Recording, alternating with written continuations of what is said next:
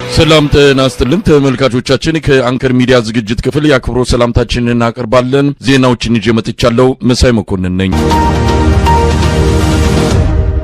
ተመልካቾቻችን አሁን የደረሰን ዜና አለ። የአብይ አህመድ አገዛዝ በአማራ ክልል በፋኖ ኃይሎች ላይ በአየርና በምድር ኃይል የታገዘ መጠነ ሰፊ ጥቃት ለመክፈት መዘጋጀቱ ተገለጸ። ለዚህ ጉዳይ ምክትል ኤታ ማጆር ሹም ጀነራል አበባው ታደሰ በዚህ ሳምንት ውስጥ ወደ ባህር ዳር እንደሚሄድ ነው የደረሰን መረጃ የሚያመለክተው። አሁን ባለው አካሄድ ጎንደርና ባህር ዳር በፋኖች እጅ ሊወድቁ የሚችሉበት ሁኔታ ሰፊ ነው የሚል ግምገማ ያደረጉት የአብይ አህመድ የጸጥታ መዋቅር ባለስልጣናት የመጨረሻውን ጠንካራ ጥቃት በመፈጸም በተለይም ባህር ዳርንና ጎንደርን ማትረፍ አለብን የሚል ውሳኔ ላይ መድረሳቸውን ለማወቅ ተችሏል። ሰራዊቱ በጎንደርና በወሎ የደረሰበት ከፍተኛ ኪሳራ ያስደነገጠው የአብይ አህመድ አገዛዝ ከውጊያ በተጨማሪ በራሱ ጊዜ ከተለያዩ ቁልፍ አካባቢዎች ለቆ በመውጣት ላይ መሆኑም ተመልክቷል። ሰሞኑን በጀነራል አበባው ሰብሳቢነት በተደረገ የግምገማ መድረክ ሰራዊቱ ላይ እየደረሰ ያለው ጥቃት በዚሁ ከቀጠለ የባህር ዳርና ጎንደር በፋኖ እጅ መውደቅ አይቀሬ መሆኑ የተነሳ ሲሆን ይህንን በአስቸኳይ መቀልበስ ካልተቻለ ለፌዴራል መንግስቱ ህልውና ከፍተኛ አደጋ ሊደቅን እንደሚችልም በወታደራዊ አመራሮቹ በስጋት መነሳቱን የአንከር ሚዲያ ምንጮች ገልጸዋል። በውጊያ ከሚማረኩት በተጨማሪ ከካምፕና ከምሽግ በቡድን እየሆኑ የፋኖ ኃይሎች የሚገኙበት ቀጠናዎች ድረስ በመዝለቅ እጃቸውን የሚሰጡ የሰራዊት አባላት ቁጥር እየጨመረ መምጣቱም በሰሞኑ መድረክ ላይ መነሳቱ ታውቋል። በዚህ ሳምንት ውስጥ በተለይ በጎጃምና በጎንደር በስፋት ይካሄዳል በሚል በአብይ አህመድ ጀነራሎች ከውሳኔ ላይ የተደረሰው የጥቃት እርምጃ ጎንደርና ባህር ዳርን ከመታደግ ባለፈ በአንዳንድ ቁልፍ አካባቢዎች የብልጽግናን መዋቅር መልሶ የማደራጀት ተልዕኮም እንደሚኖረው ተጠቁመዋል። በዚህ ጥቃት ድሮኖችን ለመጠቀም እንደታቀደ የሚገልጹት የአንከር ሚዲያ ምንጮች የፋኖ ኃይሎች በብዛት ተሰብስበው የሚታዩባቸው ቦታዎችን በመለየት ለማጥቃት በአብይ አህመድ ጀነራሎች በኩል ከውሳኔ ላይ መደረሱን ነው ለማወቅ የተቻለው። ያገዛዙ ድሮን የመጠቀም አቅም ተዳክሟል። በተለያዩ ምክንያቶች የድሮን ጥቃት ለመፈጸም በሚያስችል ቁመና ላይ እንዳልሆነ የሚጠቅሱት የወታደራዊ መረጃ ምንጮች ለማስፈራራት የሚደረግ የስነ ልቦና ዘመቻ ካልሆነ በቀር የአብይ አህመድ አገዛዝ የአየር ላይ ጥቃት ለመሰንዘር አይችልም ሲሉም ይገልጻሉ። ጀነራል አበባው ታደሰ በሰፊው ለመክፈት ስለታቀደው አዲስ ጥቃት ከአማራ ክልል አመራሮች ጋር እንደሚወያይም ተመልክቷል። በተያያዘ ዜናም በጎንደር በሰሜን ወሎ ከፍተኛ ኪሳራ የደረሰበት የአብይ አህመድ አገዛዝ ወታደራዊ ሹማምንቶች የጅቡቲ መስመር ይቆረጣል የሚል ስጋት እንዳላቸውም ታውቋል። ለዚህም ጠንካራ ኃይል ለማስፈር እቅድ ተይዟል። ሰሜን ወሎ ድል የሸዋ ፋኖችን በጅቡቲ አዲስ አበባ መስመር ላይ ጥቃት እንዲከፍቱ ሊያደርጋቸው ይችላል የሚል ስጋት በወታደራዊ ጀነራሎቹ ዘንድ መኖሩን ነው የአንከር ሚዲያ ምንጮች ካደረሱን መረጃ ለማወቅ የተቻለው።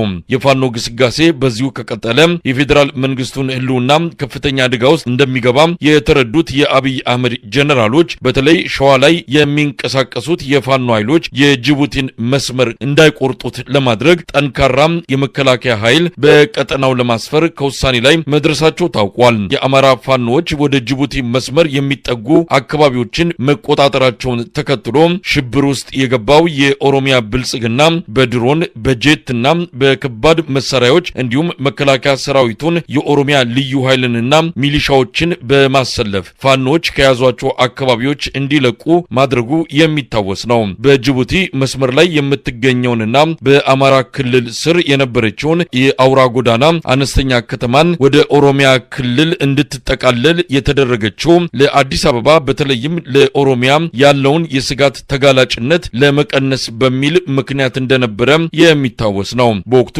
አቶ ሽመልስ አብዲሳ የአማራ ክልል ምስለኔ አስተዳደር 3 አመራሮችን ቢሮው ድረስ በመጥራት የአውራ ጎዳና ከተማ በኦሮሚያ ክልል ስር እንድትጠቃለል መወሰኑን ገልጾላቸው እነሱም ያለምንም ተቃውሞ ተቀብለው መመለሳቸውን መዘገባችን ይታወሳል።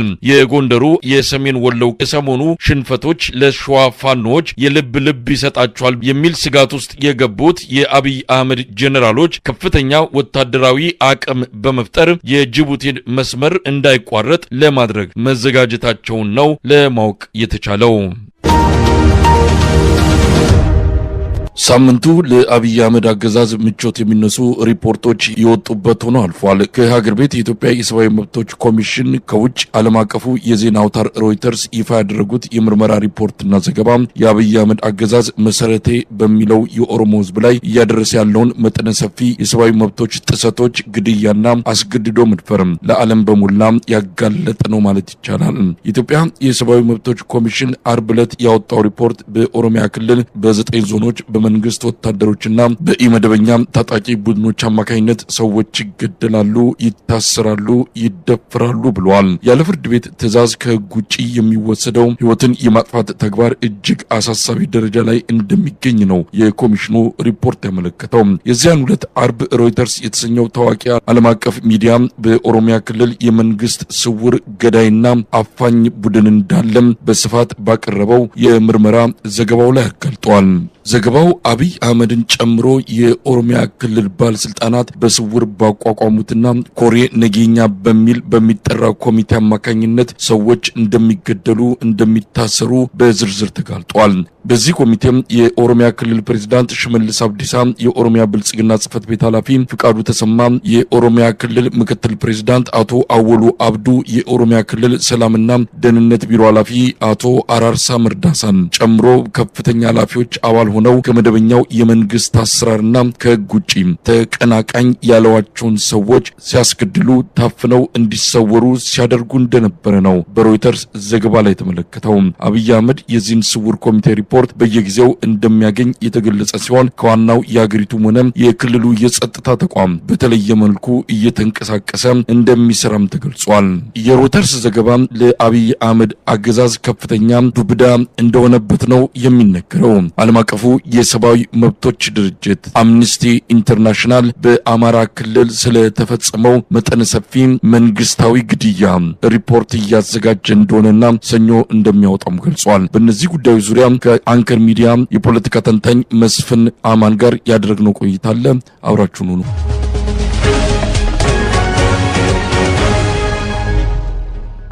መስፍን አማን ከኔዘርላንድ በጣም አመሰግናለሁ። የተለያዩ አካላት ሪፖርቶችን እያወጡ ይገኛሉ። ሮይተርስ በራሱ የተለያዩ የመረጃ ምንጮች ያደረገውን ምርመራ አስመልክቶ አንድ ሰፋ ያለ ዝርዝር ሪፖርት አውጥቷል። የኢትዮጵያ የሰብአዊ መብቶች ኮሚሽን እንደዚሁ በኦሮሚያ ክልል ላለፉት 2 ዓመታት የተደረጉ ግድያዎችን፣ መሰወሮችን፣ አፈናዎችን በተመለከተ እንደዚሁ ሪፖርት አውጥቷል። የፊታችን ሰኞ አምነስቲ ኢንተርናሽናል ሪፖርት ሊያወጣ መዘጋጀቱንም እንደዚሁ አስታውቋል። እስቲ መስፍን ከኢትዮጵያ የሰብአዊ መብቶች ኮሚሽን ሪፖርት እንነሳ። ምንድነው ሪፖርቱ ያለው? በኦሮሚያ ክልል ባለፉት 2 ዓመታት ውስጥ የተፈጸሙ ግድያዎችን በተለያዩ ኃይሎች ነው በመንግስትና በተለያዩ ኢመደበኛ በሆኑ ታጣቂዎች የተፈጸሙ ነው ይላል። ስለዚህ ምንድነው ሰብአዊ መብት ኮሚሽኑ ሪፖርት የሚለው? በጣም አመሰግናለሁ መሳይ። በኢትዮጵያ ሰብአዊ መብት ኮሚሽን አይ ቲንክ በጣም ዲቴል የሆኑ እንትኖች ነው ያቀረበው። ዲቴል ብቻ ሳይሆን እያንዳንዱን የሰብአዊ መብት ጥሰት ሰዎቹን ስም ዝርዝርም ያለባቸው እንትኖች አሉ።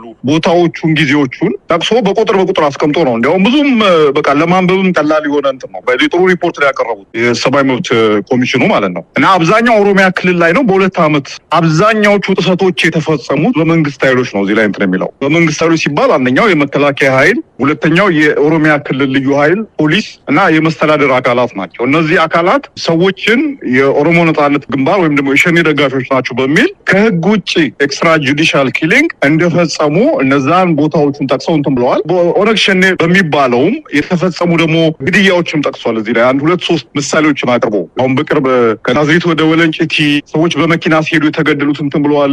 መርቲ አርሲ ውስጥ የተፈጸመውን ግድያ ዘርዝረዋል። ዝርዝር ነገሮች እንትን ብለዋል እና ከአማራ ክልል ጋር አዋሳኝ የሆኑ አካባቢዎች ላይም የተፈጸሙትን ግድያዎች እንትን ብለዋል እና በጣም ሰፊ ነው። ይህም ለታሪክ ለመረጃ የሚቀርብ እንትን የቀረቡት መረጃዎች መከላከል የማይቻሉ ናቸው። አሁን መንግስት እነዚህ መረጃዎች እንደዚህ አይደሉም ብሎ ሊከላከላቸው በማይችልባቸው መንገዶች ነው እንትን ያቀረበው። ወደ 159 ሰዎች ጉዳዩ ጋር ከተፈጸመው ሰብአዊ ጥሰት ጋር ቀጥታ ግንኙነት ያላቸው ሰዎችን ኢንተርቪው አድርጎ ነው እንትን ያደረገው። በጣም ሰፊ የሚባል ጥናት አድርጎ ነው እንትን ያደረገው እና በጣም ብዙ እንትን አለው። እርግጠኛ ነኝ እንግዲህ በሚቀጥሉት ቀናት ውስጥ የውጭውም የውስጡም ሀገር ሚዲያዎች እየተቀባበሉ ይሄ ነገር በጣም ያጮሁ አድርጎታል የሚል እንትን አለኝ እና በመንግስት ላይም ትልቅ ተጽዕኖ ይኖረዋል። ሁለተኛው እንግዲህ ሰኞ ነው የሚጠበቀው አምነስቲ ኢንተርናሽናል እንደዚሁ በአማራ ክልል ውስጥ የተፈጸመ ኤክስትራ ጁዲሻል ኪሊንግ ወይም ደግሞ ህገወጥ ከህግ ውጭ የሆነ ግድያ የሚል አምነስቲ ኢንተርናሽናል ሰኞ ሪፖርት ሪሊዝ ያደርጋል። ዝርዝሩን አላየ ነው በአጭር ይሄን መግለጫ ነው ያየ ነው እና ባህር ዳር ብሎ ስፔሲፊካሊ ቦታውን ገልጿል። እርግጠኛ ነኝ የመራዊውንም ግድያ ይጨምራል ብዬ አስባለሁ እና ትልቅ እንትን ነው የመራዊው ጭፍጨፋ እንዲሁ ዝም ብሎ ተዳፍኖ እንዳይቀርና ምንም ብሎ በዓለም አቀፍ ደረጃ ተመዝግቦ እንዲቀርና ይሄ ነገር የኢትዮጵያ መንግስት በንጹሃን አማሮች ላይ እየፈጸመ ያለው ወንጀል በዚህ ደረጃ ተዘግቦ እንዲቀር መረጃ ይሆናል። እንግዲህ ሲወጣ የምናየው ነው። ሰኞ የአብይ አህመድ ስርዓት በድሮን እንዲመቱ ያደረገው በርካታ ሰዎች መገደላቸው ታውቋል። ምናልባትም ከሰሞኑም በቡሬ ዳሞት፣ በቲሊሊ፣ በሰከላ፣ በኮርክ እና በሌሎች አካባቢዎችም የድሮን ጥቃት ሊኖር እንደሚችል እየተገለጸ ነው። በመኪና መጓዝን ጨምሮ ስብሰባ ማካሄድ፣ በጋራ ስራ መስራት፣ እቀባ እንዲደረግበት ጥሪ እየተደረገ ነው። መስፍን በጣም ብዙ የድሮን ጥቃቶች በአማራ ክልል እየተፈጸመ መሆኑን የሚያሳይ ነው። እንግዲህ ወደ ሌላኛው ሪፖርት እንሂድ። የሮይተርስ ዘገባ ነው። የሮይተርስ ዘገባ በርካታ ጉዳዮችን አንስቷል። በኦሮሚያ ክልል ሚስጥራዊ የሆነ ኮሬ ነገኛን የሚባል ተቋቁሞ በተለያዩ ኮሚቴ አባላት ያሉበት ከሽመልስ አብዲሳ ጀምሮ ፍቃዱ ተሰማ፣ የአራርሳ መርዳሳ እነዚህ የኦሮሚያ ክልል ባለስልጣናት የሚመሩት ሚስጥራዊ ኮሚቴ እንዳለ ነው የገለጸው። ሰፊና ድብቅ የሆኑ ነገሮችን ያጋለጠ ነው። እስቲ ስለዚህ ሪፖርት ምን ማለት ይቻላል? እኔ በእውነት ይሄኛውም በጣም ትልቅ ክብደት የሚሰጠው ሪፖርት ነው። ሮይተርስ ነው የምልህ። ሮይተርስ ማለት በቀላሉ የሚታይ የዜና ምንጭ ወይም ደግሞ የዜና ማሰራጫ ተቋም ብቻ አይደለም። ብዙ ኮኔክሽን አለው በዓለም ላይ በጋዜጠኞችም በዚህ በኢንቴሊጀንስ በመረጃ ድርጅቶችን በኢንቴሊጀንስ ኮሚኒቲውም አካባቢ በጣም እንትን ያለው ነው እና በጣም ሰፊ የሆነ ሪፖርት ነው። ከዚህ ቀደም ስንለው የነበረው ነው የኦሮሚያ ክልል ውስጥ ከፌዴራል መንግስቱ እውቅና ውጪ አቻ የደህንነት መስሪያ ቤት የደህንነት ስትራክቸር ተቋቁሟል ስንለው የነበረውን ነገር ነው ኮንፈርም የሚያደርገው። ይሄ ኮሬ ነገኛ የሚለው እንትን በቃ ኦልሞስት አሁን ኦሮሚያ ክልል ውስጥ የሚፈጸሙትን በነገራችን ላይ ይሄ እንግዲህ የእነሱ ጥናት ነው እንትን የሚለው እኛ ግን በተለያየ መንገድ ከዚህ ቀደም የምንሰማቸው የነበሩ ከኦሮሚያ ክልል አልፎ አዲስ አበባ፣ አማራ ክልል ጭምር የሚፈጸሙ ግድያዎችን፣ አፈናዎችን የሚፈጽም ተቋም ነው ይሄ ኮሬ ነገኛ የሚባለው። የኦሮሞ ብልጽግና ወሳኝ ሰዎች የምትላቸው የአብይ አህመድ ቀጥተኛ አሽከሮች ማለት የሚለውን ነገር አብይ አህመድን ስልጣን ለማስቀጠል ማንኛውም መስዋዕትነት ለመክፈል ዝግጁ የሆኑት እነ ሽመልስ አብዲሳ፣ አራርሳ መርዳሳ፣ የኦሮሚያ ክልል ፖሊስ ኮሚሽነር አወሎ አብዲ፣ ፍቃዱ ተሰማ እነዚህ ሰዎች ቀጥታ ተሳትፎ ፍርድ ቤት ራሱ በነፃ የሚለቅ አለጥፋታቸው ተይዘው ፍርድ ቤት ቀርቦ ፍርድ ቤት በነፃ የሚለቃቸውን ሰዎች እነዚህ ሰዎች ከፍርድ ቤት ትዕዛዝ ውጪ በስር የሚያቆዩ እና እንዲያውም የፍርድ ቤት ተቋማት ፍርድ ቤቶችን ዳኞችን ጭምር በማስፈራራት በኦሮሚያ ክልል ውስጥ በተለይ በሚያስተዳድሩ ክልል ውስጥ ከፍተኛ የሆነ የህግ ጥሰት ወይም ደግሞ በህግ ስራ ላይ እንቅፋት እንደሆኑ የሚገልጽ እንትን ነው እና በጣም አደገኛ አፋኝ የሆነ ድርጅት አፋኝ የሆነ ሴክሬቲቭ የሆነ ልክ ጀስታፖ የሚባል አሁን የናዚ ጀርመኒ እንትን አይነት ነገር ማለት ነው። ወይም ደግሞ ስታሲ የሚባላል የዚህ የምዕራብ ጀርመን የደህንነት እንትን በቃ እነዚህ የድብቅ የአፈና ተቋማት ማለት ነው እና ኢትዮጵያ ውስጥ ከዚህ ቀደም ያው በጭምጭምታ በእንትን ሲባል የነበረው ነገር አሁን በመረጃ ይሄ ተቋም እንዳለ ህልውና እንዳለው በነገራችን ላይ ሮይተርስ ብዙ ምንጮችን ጠቅሶ ነው ያደረገው። ኦሮሚያ ክልል ውስጥ ይሰሩ የነበሩ ሰዎችን ከመንግስት የወጡ ሰዎችን አሁንም ኦሮሚያ ክልል ውስጥ ሆነው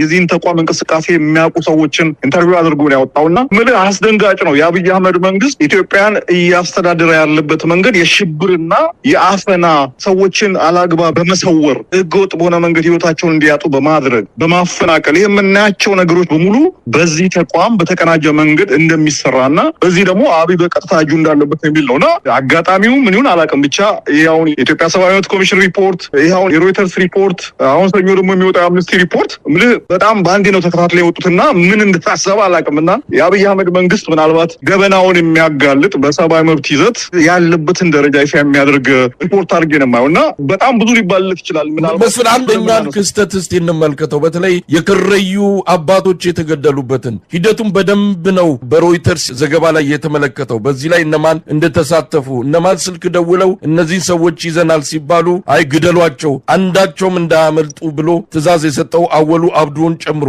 የኦሮሚያ አሁን የደህንነት ኃላፊ የሆኑት አቶ አራርሳ መርዳሳ፣ ሽመልስ አብዲሳ እነዚህ አካላት በዚህ በከረዩ ጭፍጨፋ በቀጥተኛ ሁኔታ ትዕዛዝ የሰጡ መሆናቸውን በዘገባው ተመልክቷል። ይሄ ደግሞ ለአብይ አህመድ ሪፖርት ተደርጎለታል። አብይ አህመድ ይህንን በቅርበት እንደሚያውቀውና ሪፖርት እንደተደረገለት በዘገባው ላይ ተመልክቷል። ከረዮቹ መገደላቸውን አስመልክቶ በወቅቱ የኦሮሞ ነጻነት ግንባር ወይም ሸኔ ነው የገደላቸው ብሎ የመንግስት መገናኛ ብዙሃን መግለጹንም የሚታወስ ነው። ምናልባት መስፍን እንዲህ አይነቱ ነገር ገድሎ በሌላ ማሳበብንም ማላከክንም ጭምር ያጋለጠበት ሪፖርት ነው ያወጣው የሮይተርስ። በጣም ሪፖርቱን ዲቴል ያነበብኩትና አንዳቸውም እንዳታስቀሯቸው ነው። 16 ሰዎች ናቸው የከረዩ አባገዳ መሪዎች ማለት ነው። ከዚህ ቀደም በየትኛውም ስርዓት እንደዚህ አይነት ባህላዊ መሪዎች እንዲህ ባለ መንገድ በአሰቃቂ ሁኔታ የተገደሉበት ሁኔታ አይ ቲንክ ሰምተን የምናውቅ አይመስለኝ እና በጣም በሚገርም ሁኔታ እነዚህን ሰዎች ባህላዊ ስርዓት እየፈጸሙ ባለበት ሁኔታ የክልሉ መስተዳድር የክልሉ ጸጥታ ኃይሎች ሄደው ብዙ ነገሮችን በቀላሉ መፍታት እየተቻለ አንዳቸውንም ሳይቀሩ እንዳለ ባሉበት ባህላዊ ስርዓት እየፈጸሙ ባሉበት ሁኔታ እንደጨፈጨፈዋቸው። ያ ብቻ አይደለም ደግሞ ያ ብቻ ሳይሆን ያንን የተፈጸመን ወንጀል ቀጥታ ነው የኦሮሚያ ክልል ምክትል ፕሬዚዳንት የነበረው አወሎ አብዶ ደውሎ ለመገናኛ ብዙሃን ኦነግ ሸኔ ነው ብላችሁ ሪፖርት አድርጉ ብሎ ትእዛዝ እንደሰጠ ይሄ እኮ በጣም ይሄ በዓለም አቀፍ ፍርድ ቤት በዚህ በሰብአዊ መብት ላይ በደንብ በቂ ማስረጃ ሆኖ የሚቀርበው ዲቴሎቹ ይገርማል። እንዴት እንዳረጉ ትእዛዙ እንዴት ሲፈጽሙ እንደነበረ መቼም ንጹሃንን ደም በዚህ ደረጃ አፍሰው እንደዚህ ከንቱ ሆኖ ደመከልብ ሆኖ እንዳይቀሩ የሚያደርግ እንትን ነው። ዲቴሉ በጣም ይገርማል። ብዙ ሰው ሊያነበው የሚገባ ነው።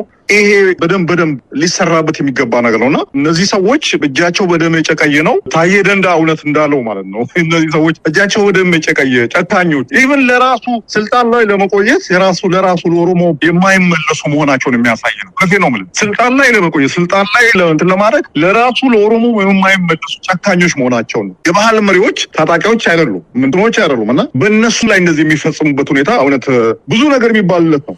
እንግዲህ አሁን ይሄ ሪፖርት ከወጡ በኋላ በርካታ ናቸው። ምናልባት የአብይ አህመድ አገዛዝ ምላሽ ምን ሊሆን ይችላል? እና አሜሪካ የምዕራብ ሀገራት ጭምር የወጣውን ሪፖርት በማጣጣል ምርመራ ለማድረግ የአጣሪ ኮሚሽኑ ማለትም የአስቸኳይ ጊዜ አዋጅ መርማሪ ቦርዱ ነው የሚያጣራው የሚል ምላሽ ሰጥተዋል። አሁን ምናልባት ምን ሊያደርግ ይችላል? ከዚህ በተጨማሪ እነዚህ ነገሮች በተደጋጋሚ እየተከሰቱ ነው። አሁንም አልተቋረጠም የድሮን ጥቃት በኦሮሚያም በአማራ ክልልም። ይሄ ነገር በቀጣይ ምን ሊያሳየን ይችላል? እነዚህ ምዕራብ ሀገራት የተቀናጀ የማዕቀብ እርምጃ ሊወስዱ ይችላሉ?